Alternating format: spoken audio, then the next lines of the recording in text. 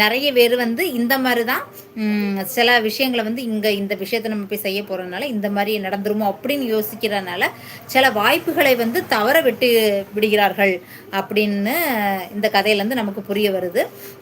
இந்த போட்டிக்கு கலந்துக்க முன்னாடியே அந்த இளைஞன்ட்ட வந்து அந்த ஊர் மக்கள்லாம் போய் கேட்டாங்கன்னா, உனக்கு எப்படி இவ்வளோ தைரியமாக நீ போய் கலந்துக்கிட்ட, தோத்துட்டேன்னா உன் கையை வெட்டிடுவாங்களே அப்படின்னு சொல்லி கேட்கும்போது அந்த இளைஞன் சொன்னான்னா, கையை தானே வெட்ட முடியும், உயிரை ஒன்றும் எடுக்க முடியாதே அப்படின்னு சொல்லி அந்த இளைஞன் சொல்லிட்டு தான் அந்த போட்டியில் போய் விளையாட போனானா,